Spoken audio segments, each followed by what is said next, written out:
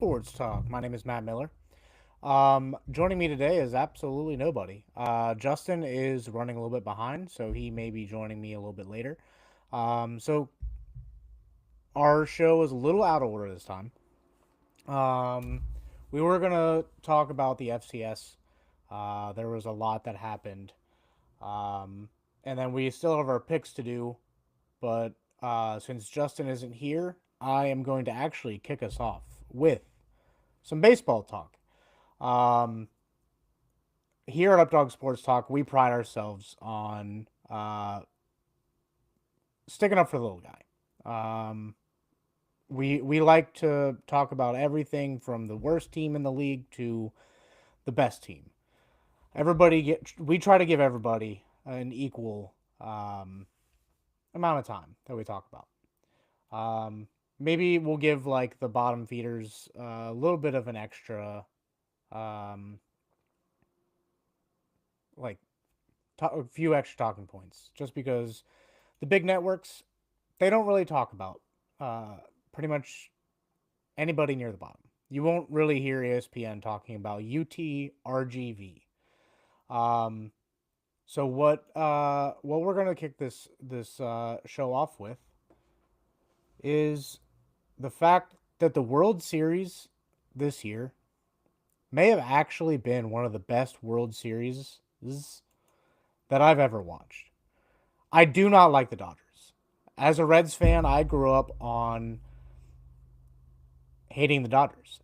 They were rivals in the 70s, changed um, divisions, and then that kind of like low key hatred kind of stuck around. Plus, I don't like when teams spend $2 billion and buy a championship, but they have the best player in the league. They have best pitching staff in the league. I mean, they're on fire. They're a legit dynasty right now. Um, it is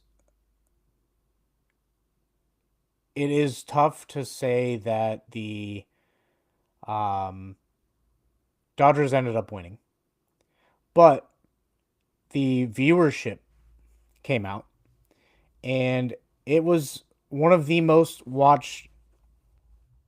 I think it was the most watched World Series ever.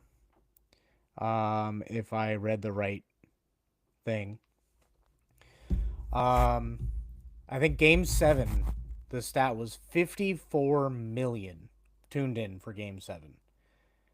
Those are numbers that we may never see again. Um, I'm pretty sure all of Canada was watching. Definitely all of LA was watching. So there was some dude at a Colorado game in a Dodgers jersey. Feel like he took the wrong flight. Um, but when you go game to game, there was a rookie pitcher for the Blue Jays, Trey Yashivas. No, Trey Savage, something like that. I still don't know how to say his name, but dude is a baller. He pitched game one, got a win, ended up being a pretty good game. Um, but then he pitched again a few nights later, got another win, and then he pitched again. He pitched like 3 or 4 times in the series, and this kid straight up baller. But it's not like the Dodgers didn't have their own guy. I think it's Yoshito Yakamoto. I did do research for this, I swear. Um, he pitched game, I think two, and then he pitched six, and then he pitched a few times. This was one of those series that I literally could not keep my eyes off of. Like I'm in grad school. I had homework to do. I couldn't do my homework great because it was a great series. It was fun to watch. It was electric. I think it represented baseball well. I think that the fact that the Blue Jays were in it a different team than normally is in the World Series contributed to it. I mean, the Dodgers being in it, that gained most of the viewership, but overall, it was a fantastic series. I do think though that because the Dodgers won, we are looking at a strike coming 2027 for baseball. Um, they the Dodgers can't keep getting away with this. I think some of the smaller markets are getting frustrated. Dodgers gave Shohei Ohtani um, like 600 million and deferred almost all of it to 10 years down the road. So 2035 he's going to start collecting on that. And he's just getting $2 million a year between now and then. And something's got to give. I mean, some of these larger markets get so much revenue that teams like the Reds, I would say even teams like the Cardinals, historically good, but just small to moderate um, market. I just don't think that we're going to be able to see some of these teams compete on the same level anymore, and something's got to give. So, uh, look for an MLB lockout coming 2027, and one of the big things that'll be discussed is the salary cap. Um, MLB contracts have gotten extremely inflated. When you look at Juan Soto, when you look at Aaron Judge, coming down the road, Ellie De La Cruz, O'Neal Cruz. Um, some of these guys are going to get monstrous contracts. Like I'm wearing a Joey Votto still bangs shirt. Joey Votto got 120 million or something like that in 2010 after he won MVP. And it's it's really just Atlanta, the Yankees, the Phillies, and the Dodgers that just keep running away with this thing. Luckily, we did have the Blue Jays, who are a large market, but in Canada, and they didn't have to spend $2 billion on a team to make it to the World Series. So it was refreshing in that fact. There were a couple plays that need to be talked about in Game 7. First of all, the um, home run by Miguel Rojas. Not would never have guessed that that guy would have hit a home run ever again. He hadn't hit a home run since like September 19th. His bat was extremely cold, and all of a sudden he just rips off a huge home run to tie it up in the ninth. Then it looks like the Blue Jays are gonna score and win the game. Bases are loaded, and it looks like it's gonna be a ground out, but it looks like the runner's gonna be able to score. Well, his third base coach told him to not be that far off the bag, so now he had to run further, and he was out by that much. Um, so who knows if he had a bigger lead, maybe the Blue Jays would have won. I do certainly think that there needs to be a conversation with that third base coach. Um, his lead was only like 2 feet off the bag. It really wasn't big. When anybody who's played any level of baseball knows that when you're on third, you don't want a terribly big lead like you would on first or second, but you want a okay lead. Um, I think they were just trying to play it safe, and then safe ended up biting them.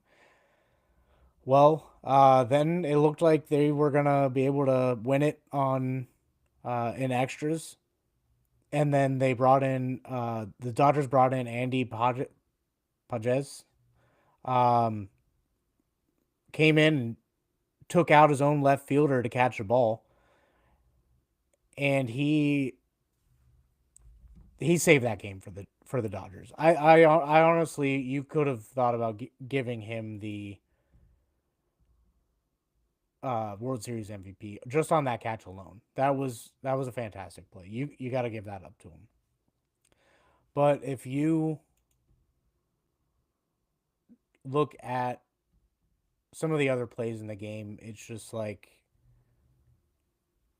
it seemed like Vladdy was trying a little too hard to hit a walk off home run, be heroic.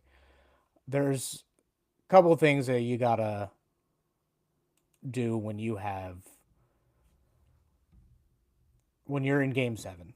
Like, yes, it would be fantastic to hit a walk off, but you gotta remember, just get on base. You got a team that got you there. Just get on base. Um, for those of you just joining, I am talking baseball to start the show, which isn't something we normally do. But Justin is running a little bit behind today, so it threw out the off. It threw us off kilter, so we weren't preparing to start this way. So we'll be getting to football once Justin gets on. Um, but I guess that's really all I got to say about MLB is the fact that the World Series is such a good representation for the sport. It was so electric. Uh, playoff, there's nothing like playoff baseball.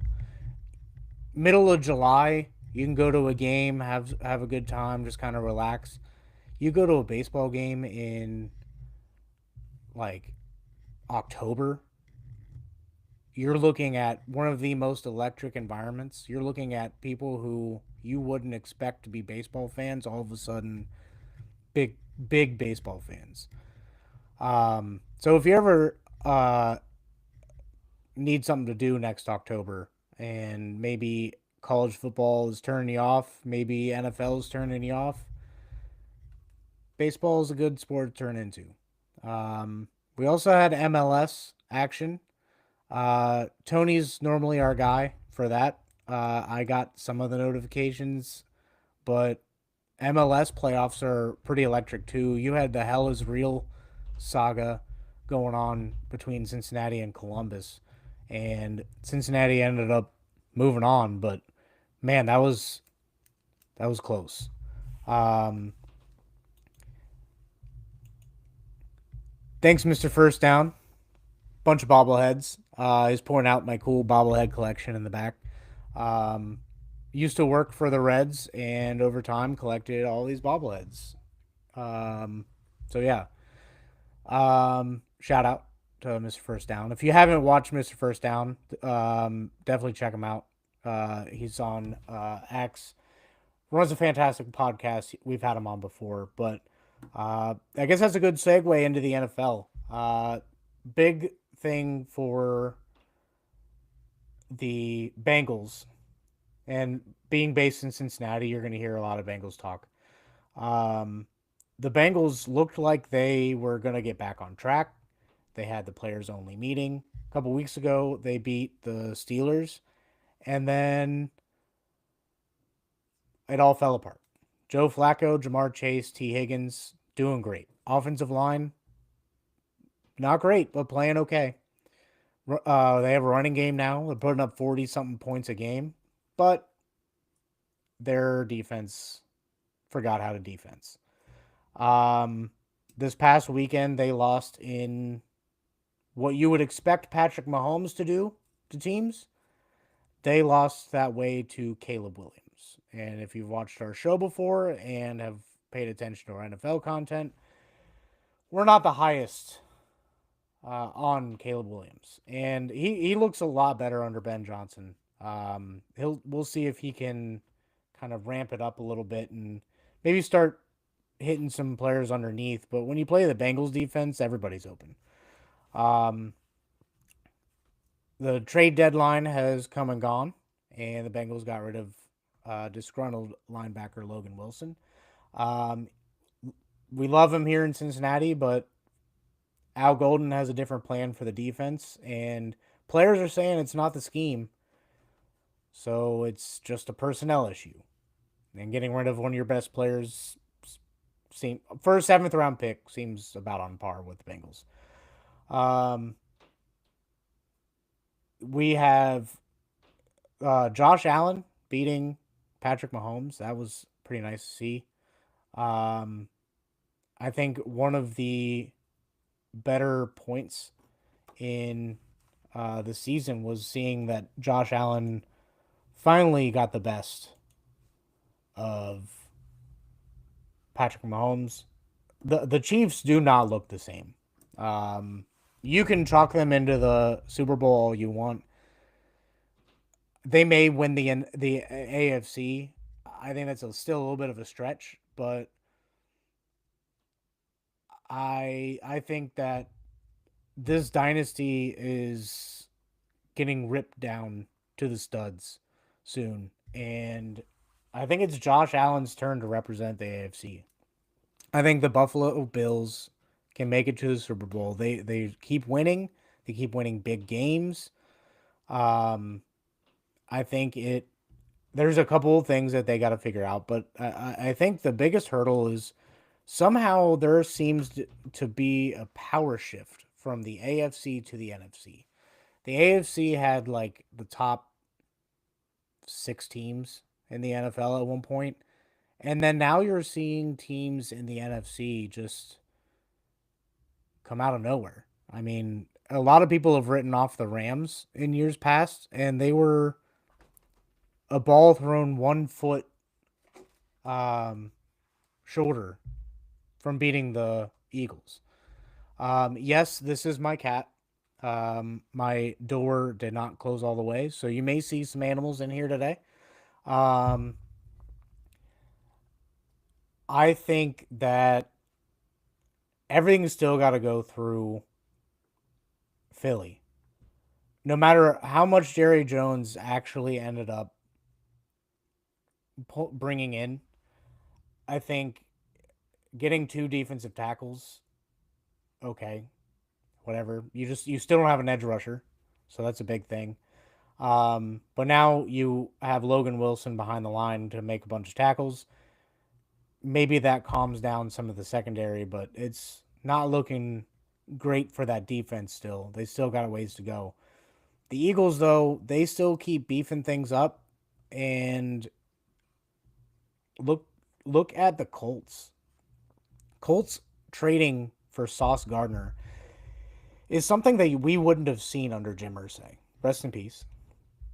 But his daughter is all his daughters are running this team really well. Um, I think being ballsy like that and going out and getting a guy like Sauce can really change the way this franchise goes. I mean, at the beginning of the season, everyone was like, "Oh, haha, Daniel Jones. There, he's gonna do what he did in New York. Just now, he's in the Midwest, so now he'll be lost." No, Daniel Jones is balled out, and then you add in a pretty good defensive scheme with Lou Anarumo. Now you get Sauce Gardner in there. Colts are in win now mode. Jonathan Taylor is in the running, no pun intended, for an MVP. And you still got some stud receivers. You got Tyler Warren being Tyler Warren. I think you can look for the Colts to start making some noise. I think ultimately though you have to go with past Patrick Mahomes and Josh Allen. Those are the two you really got to worry about. Maybe we'll have a different conversation later in the season when the Ravens get going a little bit more, and Lamar starts putting up MVP numbers now that he's back. Um, but being a Bengals fan, it's not fun watching the NFL when all the teams you hate are doing well. Um, Steelers keep winning. Ravens are coming back. Um, so the passion over here at Updog isn't what it used to be for the NFL. Um, that's why we talk. That's why we've been talking so much college football. And for you college football fans that are still tuned in, we are going to get to college here soon. Justin is running really behind. Um, didn't have enough time to let everyone know that we weren't going to be able to do 8 o'clock. So I went ahead and hopped on. If you're a baseball fan, I did go over a decent chunk for baseball, but um, yeah, the NFL segment Um, if you got some thoughts on the NFL or baseball, feel free to type that into the comments. But there's a lot of sports happening right now. I think we're in the middle of like 50 straight days of football. You got college basketball starting up. You have NBA getting into full swing.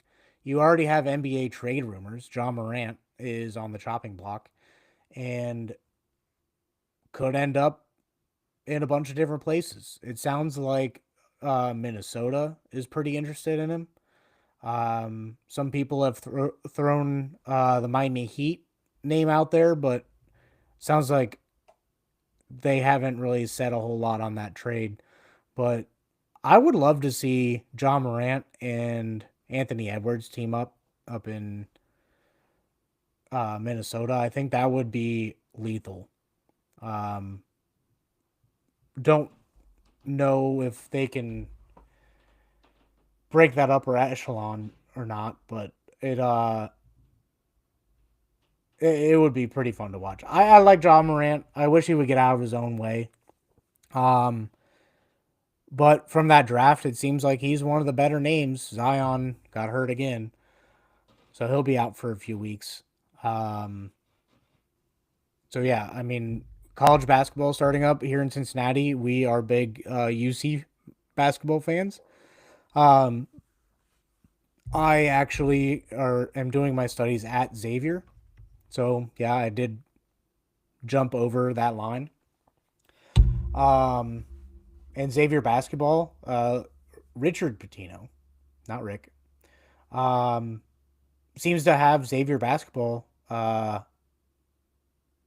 getting the right mindset, as well. I'll say they haven't played well in their exhibition games, um, but it seems like they know where they're lacking. If they can figure it out, Cincinnati, the city of Cincinnati, can put a couple of teams into the tournament. Um, we are going to look at potentially adding basketball to our media list. For those of you who are new here, Justin and I got credentialed to go to Dayton versus Presbyterian. We do have a whole write up on our Substack, so go check that out. But we are going to try to do the same thing with NKU just because it seems like nobody really talks about the Horizon League. And as we say every beginning of the episode, we stick up for the little guy. Um, it's one thing that like we definitely pride ourselves on, and it's getting exhausting talking about the top 4 or 5 teams from every sport. Just because everybody covers that. You go down to the 50th best team, you lose a lot of like you lose a lot of the uh, coverage for it. So we try to put out as much content as we can for the teams like Memphis or FAU or Texas State or all the way down to Dayton or UTRGV. So we try to represent everybody here. And one thing I put on our X account was ESPN and Disney are feuding right now. So if you don't have ESPN or YouTube TV, I'm sorry, not ESPN and Disney. YouTube TV and Disney are feuding right now. Um, if you don't have YouTube TV, ESPN is no longer on YouTube TV. At last, they may have come to terms in the last day or so, but as far as I know, they're not there. Um, Disney is losing $5 million a day for being greedy, and I think that is the best thing. I as much as I like YouTube TV and as much content as I'm missing without ESPN and Disney channels being there, I think it's hilarious. And as much as Disney can lose, I think that's where it needs to go. Show them for trying to shove Hulu live TV with sports down our throats. Um, Still waiting on Justin before I start touching too deep on college football. But he doesn't like to talk too much about Power Four. So I guess I can dive into that real quick. UC and Utah faced off this past weekend. And in very Cincinnati fashion, they decided to not show up. Utah held the ball pretty much the entire game. Um, Utah blew out UC. Where there was talks about Brendan Sorsby for Heisman, UC to the college football playoff, and I was starting to get excited. I was starting to get on those trains, but then I remembered I watch football. I watch Cincinnati football. I know what happens in Cincinnati football. A lot of disappointment. That's what happens. So, not only did UC lose, the Bengals lost in horrible fashion. So, I didn't have a great weekend, sports wise. Um, Ohio State keeps trucking along. They top the college football playoff list. There's a couple of things that I wanted to touch on with the college football rankings, but that may be a different show because I want Justin involved in that conversation. But I think there are a few teams in Power Four that are getting overlooked, and it's mainly out of the Big 12. Um, Everybody kind of wrote off Utah when they lost to BYU. Everyone was like, okay, well, Utah is out of it. People are even writing off BYU. This is kind of why we're here, so we can talk about these teams. Big media doesn't spend a whole lot of time talking about the BYUs of the world. They are now because they're starting to be in the college football playoff discussion. But I mean, you get like Houston is 7-2. They're like in the thick of it. I said on College Football Focuses podcast that the Big 12 will only send one representative to the college football playoff. And it's because they beat each other up. And I think that right now, I could be wrong. BYU and Texas Tech are really good football teams. But Big 12 seems to beat each other up late in the year, right when they don't need to be beat up. So, in convincing Big 12 fashion, they could take themselves kind of out of the race. You have Michigan gaining steam. One thing I will say about Michigan is if they didn't play Oklahoma and they played like, I don't know, Eastern Michigan, not a knock on Eastern Michigan, just talent wise, it's a little different. I think that Michigan would be definitely in the top 8. Um, you take away a couple big USC plays, which they lost 31-13 to USC, but you take away some big plays, that momentum changes. So Michigan can still make some noise in the Big Ten, but I think they're on the outskirts of it right now. The I think Notre Dame is, as long as they don't poop the bed, we're we try to maintain audiences of all ages. So you get the point I'm trying to make. But if Notre Dame doesn't just screw up at all over the next few weeks, I think they can get into the college football playoff. I think with a young CJ Carr, I don't think they're gonna go far as last year. But Notre Dame still has pretty good defense, so you can't fault them for that. The reason why we don't like ESPN is because all they talk about is the SEC. I get it. They have the SEC network. They own the college football playoff. They're going to talk about the SEC. They pretty much only, though, talk about the SEC and Ohio State. They don't really talk about the rest of the Big Ten that much. They don't really talk about really a ton of other programs unless they're undefeated. But Texas A&M, you can pretty much put them in the college football playoff. By the way, I didn't expect to go this deep into the college football playoff conversation. Justin's just running pretty late, so trying to stall till he gets here so we can get to our FCS talk and our pick'ems. If he's not here in like 10 minutes, though, I'm just gonna do my pick'ems and end it for you guys, so you don't have to sit through my hour-long monologue. Um, but Alabama, I think they're gaining some steam. I think a lot of people wrote them off early in the year and then just kind of forgot about them. They're still there. Caleb DeBoer has this team kind of going. I want to see a little bit more from Ryan Williams. I know he's getting doubled, but if they can get Ryan Williams going, they can be a scary team to face. Um, Vanderbilt lost their second game. We're big Vanderbilt fans just because nobody likes Vanderbilt outside of Nashville. Um, Plus, they hung a scoreboard for an entire season from a crane, and we thought that was pretty funny. Um,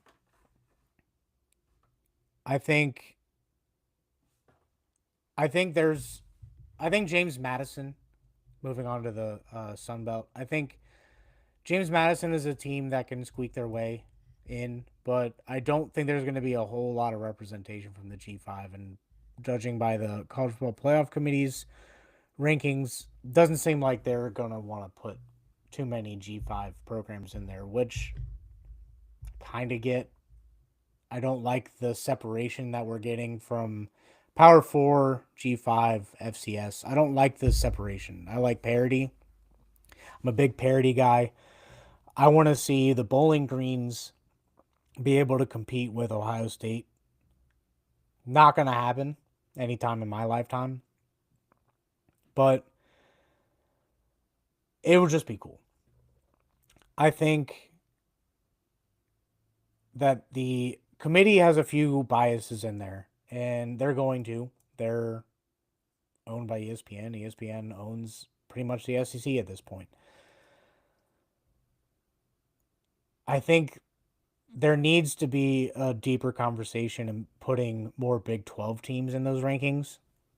I think there needs to be a bigger conversation of putting some more ACC teams. I mean, that was one thing that stuck out to me is there weren't a whole lot of ACC teams in there. I did like how they put Pitt in there, but I mean, let's be honest. Pitt is they have their ups and downs. 1 minute they're top of the world, then they have few losses. I mean, their loss to West Virginia wasn't that great. Speaking of West Virginia, we will have boots on the ground this weekend. Colorado travels to West Virginia, and I was slated to go. I have other things that I got to take care of. So our representation will be Justin.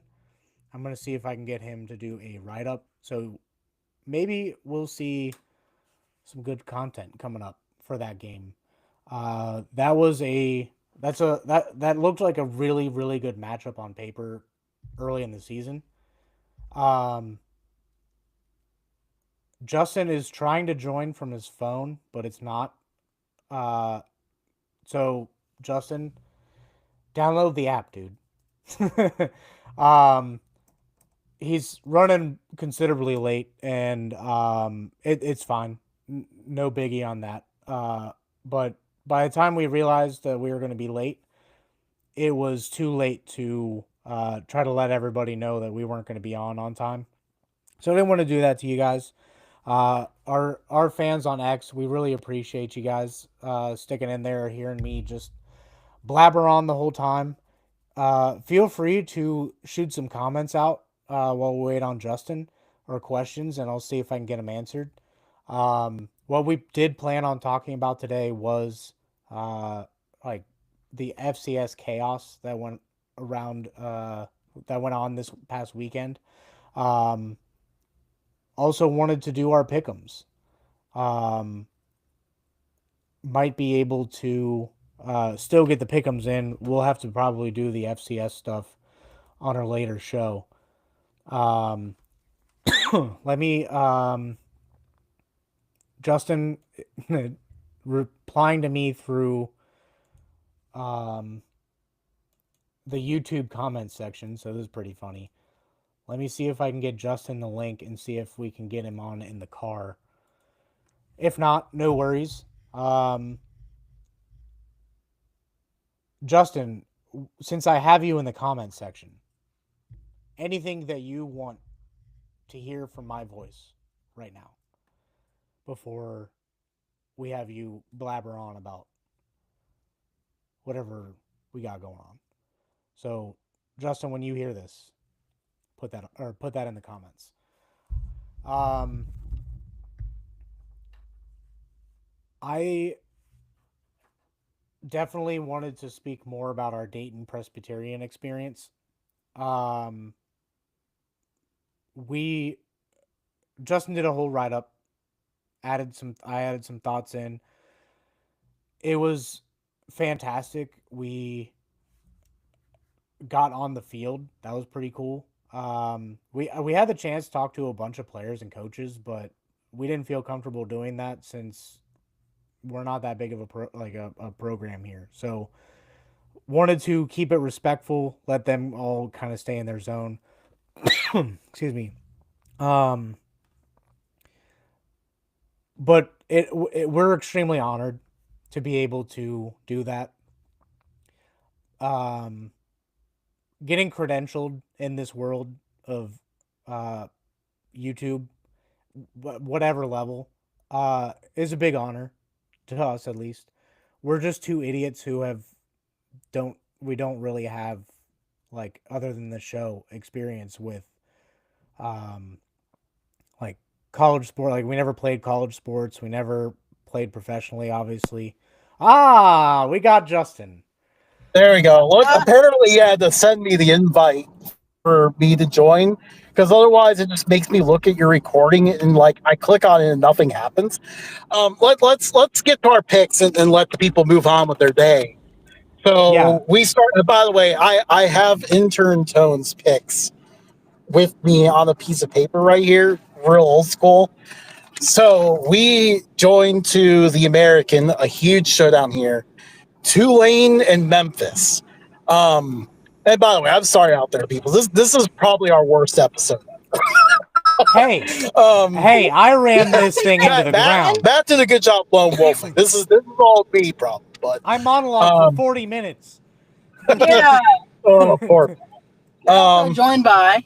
but yeah, it's joined by my wife Samantha, who is driving me, thankfully, so that I could join and talk about college football picks. So yeah, Tulane and Memphis, out of the American. Huge showdown here. Tulane looking to recover after a real cursed night in the Alamo Dome last Friday. Memphis, on the other hand, currently rated as the top group of five team. Probably should have been top 25, but that's a different topic. Um, who do you think wins this one, Matt? I got Memphis, but I do have this as an upset alert.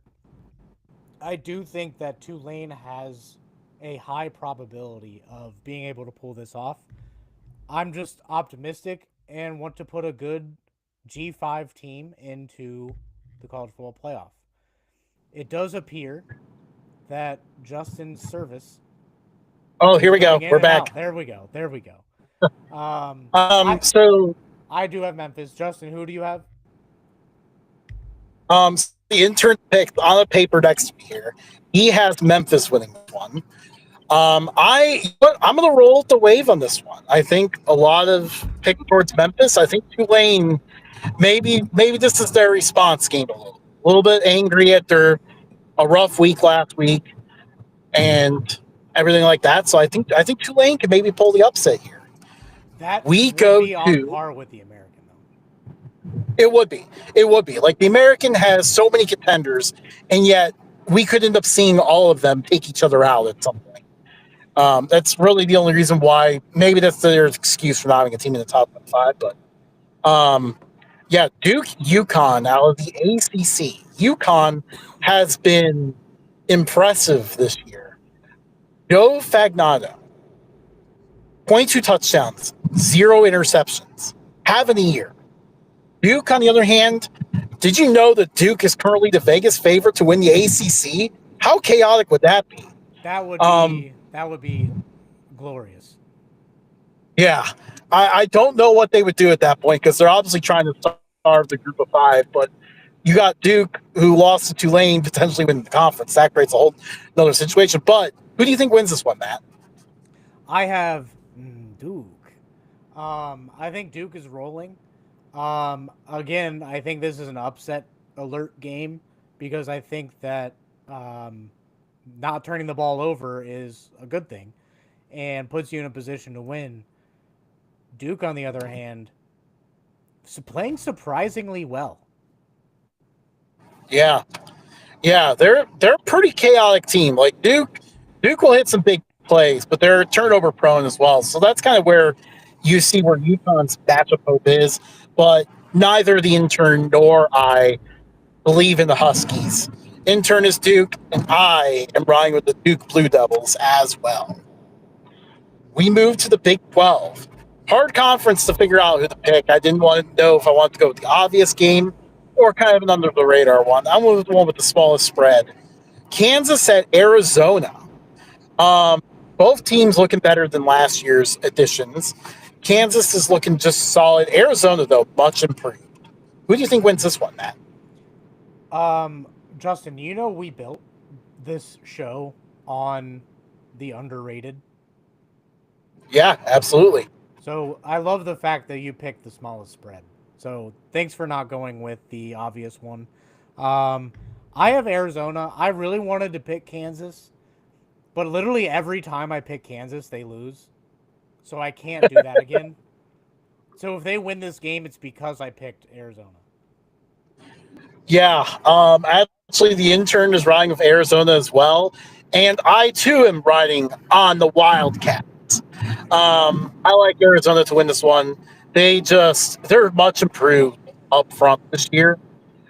I think really Kansas's only path to trying to win this one is they need to take advantage of some special teams errors by Arizona. That's really been the one thing, the one bugaboo that's been haunting the Wildcats this year. We go to the Big Ten. Um, Nebraska, UCLA. Depending on what some people think, based on the poll vote that we ran sometime last year, 9 o'clock is after dark. Nebraska Cornhuskers after dark, taking on UCLA. UCLA kind of has disappeared a little bit. What do you think when? Justin, this is a hilarious pick just because it's impossible to pick.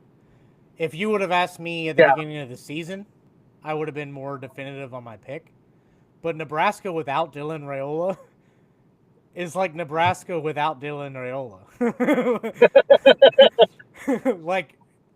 like UCLA, not much better, but they had the potential. This one was tough, dude. I hats off to you on picking this one. I'm still gonna stick with Nebraska. I think Matt Rule is a solid coach, and I think the experience factor is going to be what wins this game. The intern talked to one of our friends that's a Nebraska fan about the backup quarterback. His friend told him the good news is the backup quarterback can run, which is good because this offensive line sucks. Yeah. The intern was not sold on it. He picked UCLA. I think I'm going to ride with that UCLA pick as well. The Bruins are still the hotter team at this point. Nebraska has not performed very well on the road so far.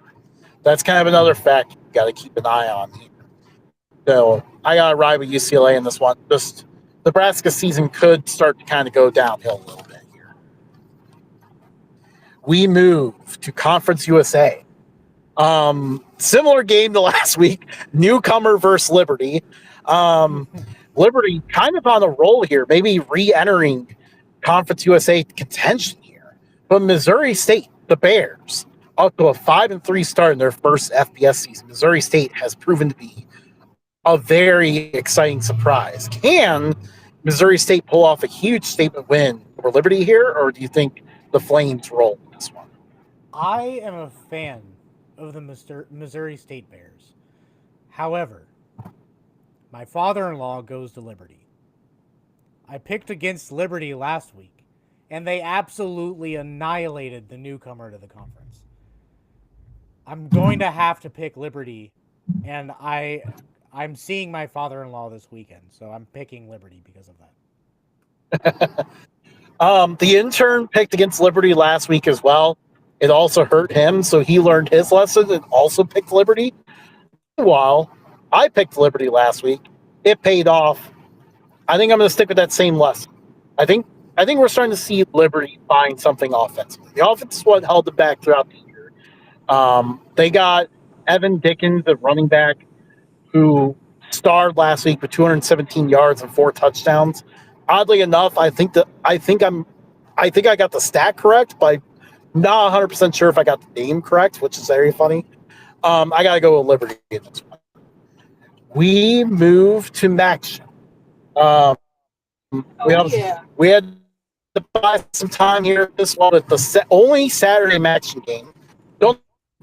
I think Maction on a Saturday in November feels sacrilegious, but Yeah. Bowling Green plays Eastern Michigan. Bowling Green coming off the firing of their offensive coordinator to try to fix a stalling offense. Eastern Michigan team with a lot of fun, talent offense, but just not been able to put it together. One of these two has to put it together in this one. Who do you think does that? I got Bowling Green. I mean, the alma mater is tough to pick against. I think they did have 3 players arrested and are now charged with assault. We're not going to go too deep into that. We are not the source for that. But I think a couple of them were starters, and a couple of them were pretty involved on the team. So I think it's going to be tough for Bowling Green to win this game. I'm going to pick them, but I'm not putting my eggs in that basket. The intern is riding with Bowling Green as well, so he feels optimistic that they can rebound here. I don't know. The season's kind of going in a bad direction here. I don't like it. I'm gonna ride with Eastern Michigan on this one and hope I'm wrong. I just think that Eastern Michigan kind of just has the better flow offensively And the better field. I need to believe. I need to see it to believe it with the Bowling Green offense at this point. It's basically where I'm at. We move to the Mountain West for an after dark banger. San Diego State at Hawaii. The Aztecs have been on a roll. Some of the most talented players you'll ever see riding on that defense. The offense picking up steam. As they always say, the beard and shoot offense that they run usually takes about a year and a half to install, or a year and a half in, and that offense is looking good. Hawaii, on the other hand, though, has been a blast to watch this year. Mike Alejado has been playing at a high level. Pofele Ashlock, receivers have been playing at a high level. And then you've got the emergence of Jackson Harris the last few weeks. It's added another explosive element to this offense. Who do you think wins this one? I have San Diego State.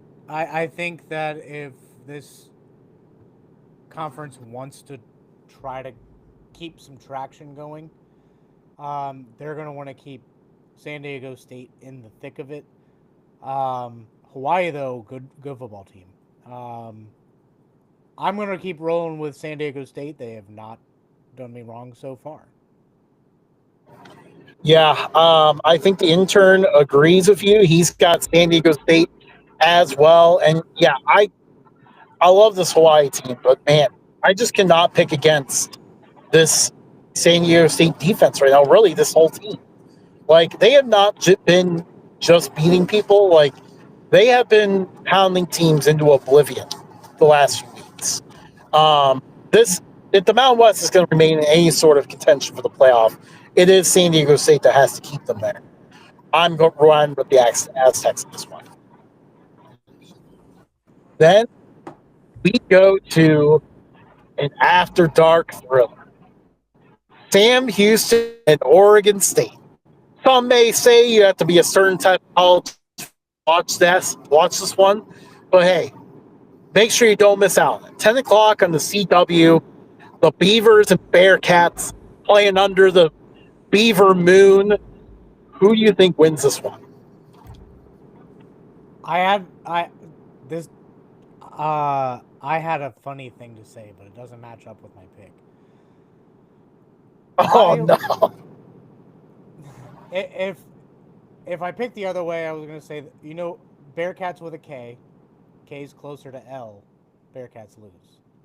But I like the Bearcats, dude. The Beavers suck.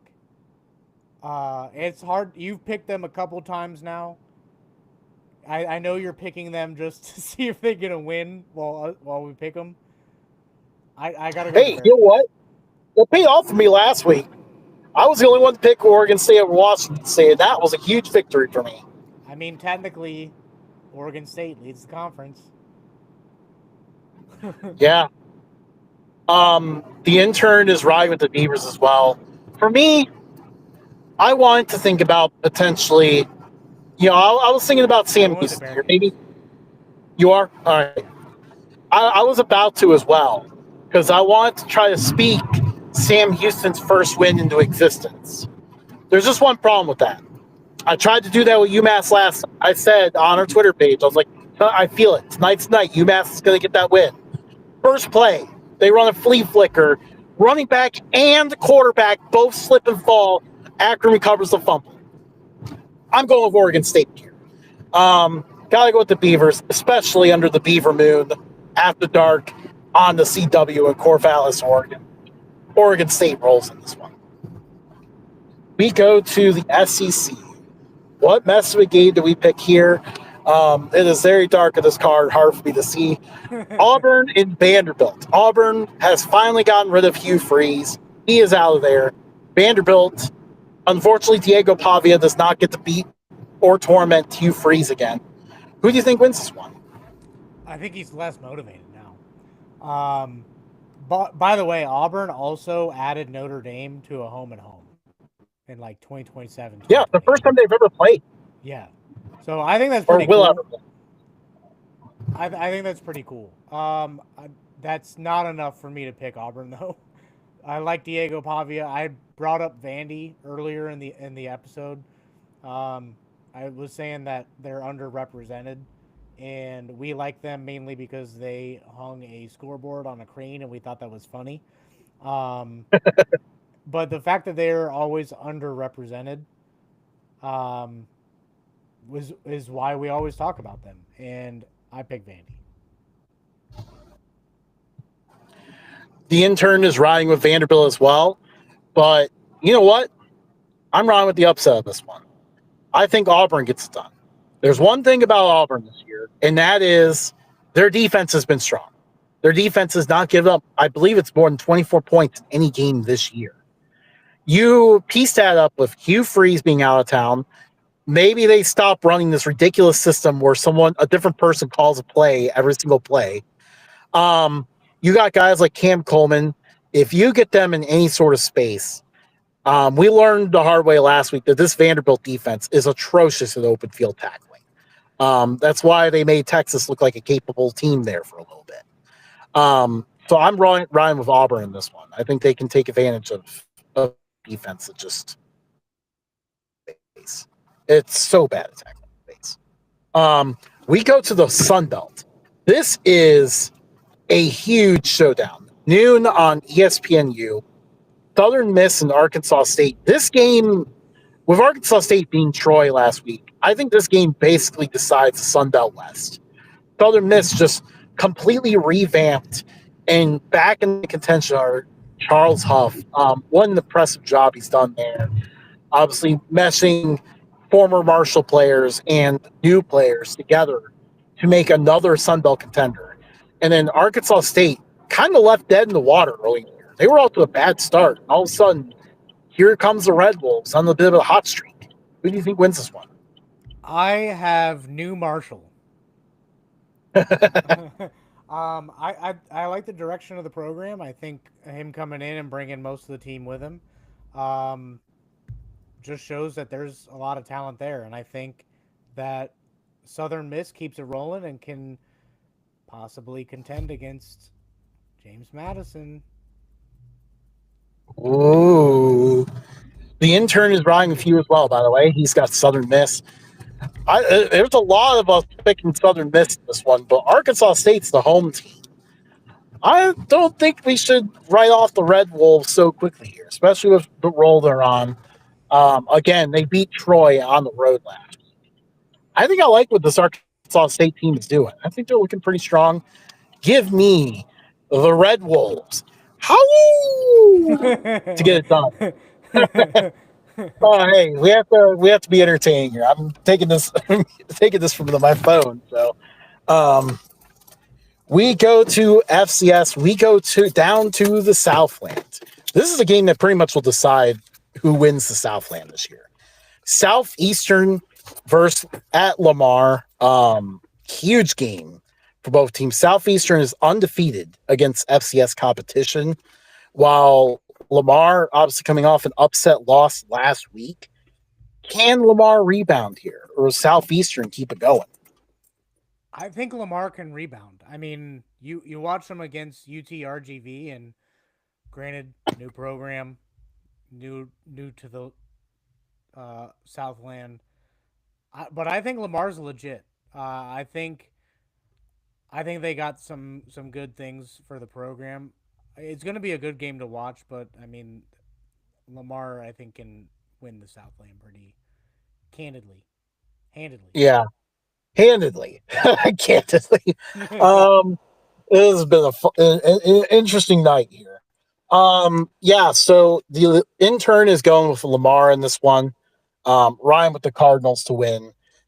I'm going to go with Southeastern. I think I like a lot of what the Lions have going defensively. This is one of the better teams in the nation, I feel like, and they have not been getting a ton of respect. Although I do think I know one of our friends had them ranked near the top 10 of their FCS ranking. So I wish I could remember which friends, so I can shout them out right now. But Southeastern is a team that demands respect, and I think they get it here. I think they win this one. All right.